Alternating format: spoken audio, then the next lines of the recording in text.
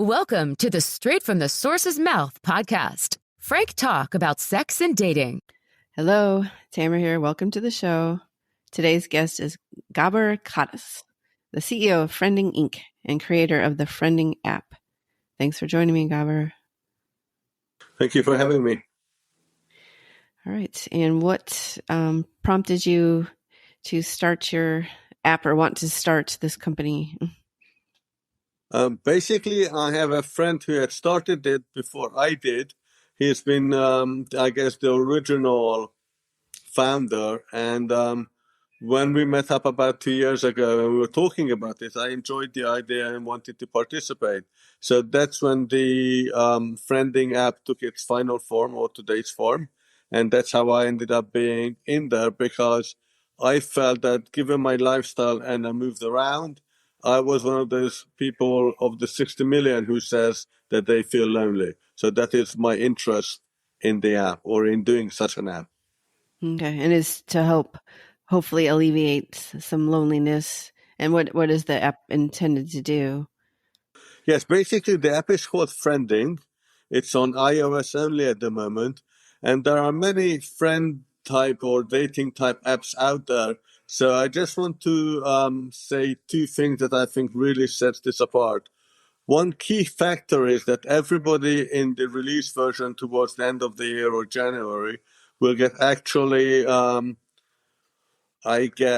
checked out in the sense with the third-party app called Persona. So there will be a driver's license request and a selfie to make sure that you are who you say you are.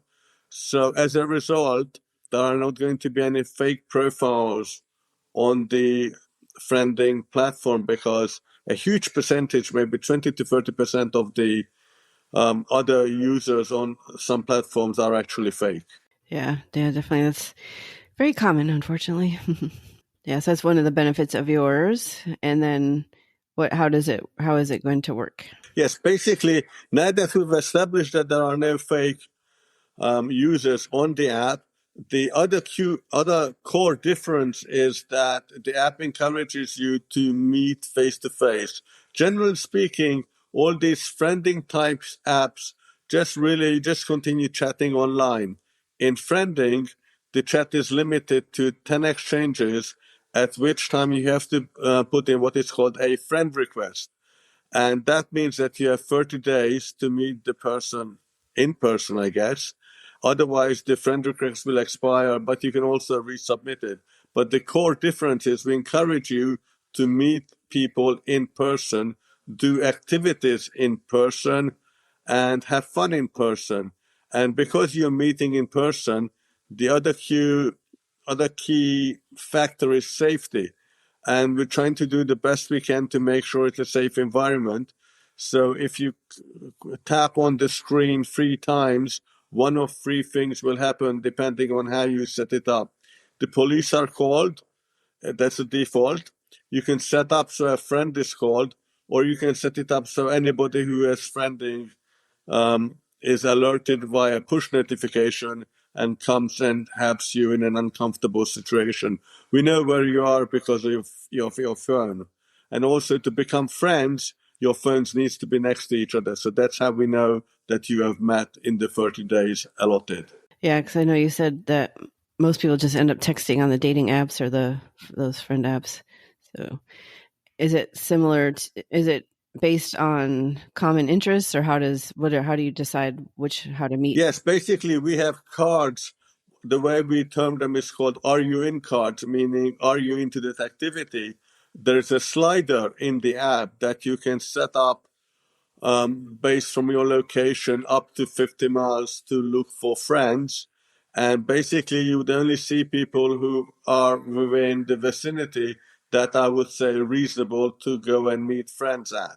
So we set it to 50 miles. If we find that that's too much or too little, we can always adjust that once users' feedback say it's not correct. So basically there is a working hypothesis that you will meet somebody in that 50 miles radius and you have common interests, be it sporting, social, or whatever. There are a list of tags that you can select But if you don't find the one that you enjoy, you can always add one for the activity that you're doing. And then does it match, or is it swiping, or how do you find each other? Matches in the sense that it does a search. So it doesn't use AI or whatever. It displays all individuals who are within that distance-wise and within the activity that you have requested. So it's up to you to select people from the list that you, based on reading their bios or whatever else you make your decision on, is to select the person that you want to meet with. Other stuff it solves, or what? Or do you want to say more about loneliness and its effect on people? Yes, basically, loneliness affects about 60 million people. Unfortunately, it is not really talked about, but it is a real disease. COVID obviously didn't help with that because a lot of people who were in a work environment before are now at home. And some people were always used to working at home. Those people are probably fine. But there are people who were working in a, I guess, normal traditional work environment who are now at home and perhaps are not designed to work at home, so they don't like it, yet they don't have a choice. So COVID, I'm sure, added a lot of stress to a lot of people. And I'm hoping that people will get used to it, and also that people will make friends and have a new social environment outside of work. Okay. And you said you personally moved around a lot. Do you want to talk about which countries or Yes. why you had? I was born in Hungary, which is in Central Europe, but I grew up in London, UK, up to my university years, after which I went to Canada, stayed there for 5 years, and spent the past 30 years, give or take, in the US, both in California, Northern California, Southern California, but I'm now actually in North Carolina. So I keep moving around. The friends I make, especially pre-internet years, my school years, I cannot keep in touch with them. I have no idea what happened to them. So I feel that this app will help you wherever you move. You will just need to find people with the same interest in your neighborhood. And that is, I think it is crucial to have an app that was designed for this.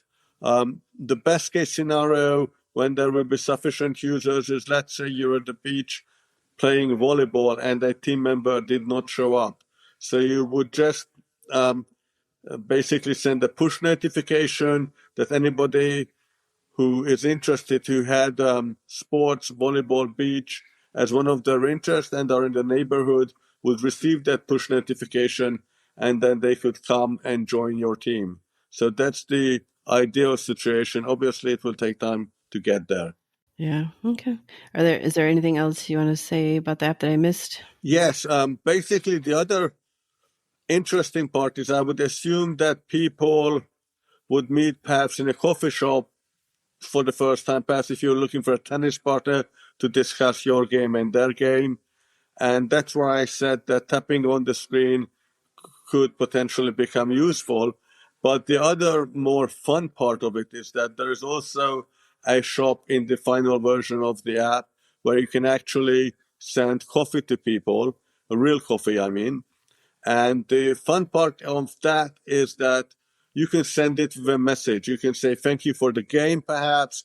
Thank you for the podcast.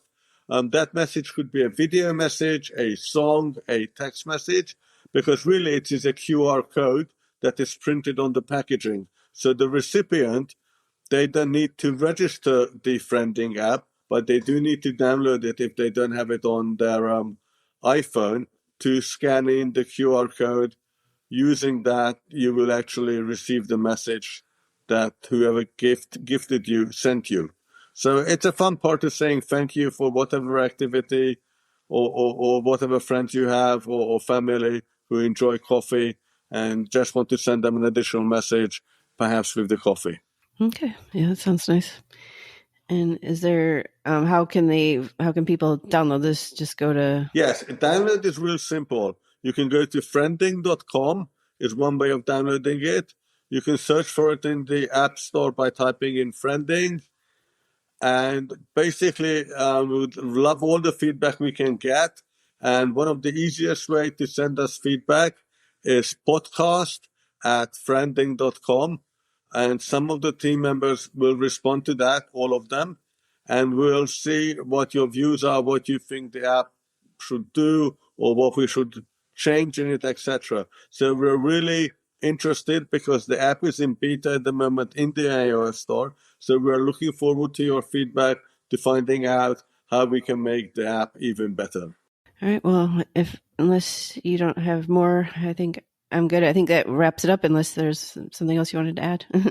No, I want to thank you and thank the listeners as well. And please spread the word. Take into consideration that this is a new social media app, so it will take time for people to use it. Please bear with us. Thank you so much. All right. Well, thank you very much, Gabor. And if you love this episode, be sure to tell your friends about it and check out the Friending app, of course. All right. Thanks, everyone. Thanks again, Gabor. Thank you for having me. Bye-bye. Frank Talk, sex and dating educates. Hi, everyone. Sorry for the interruption. I just wanted to point out that there is a send us a text message at the very beginning of the description, and you can use that to send an anonymous question or comment. So I'd really appreciate it. All right. Thanks.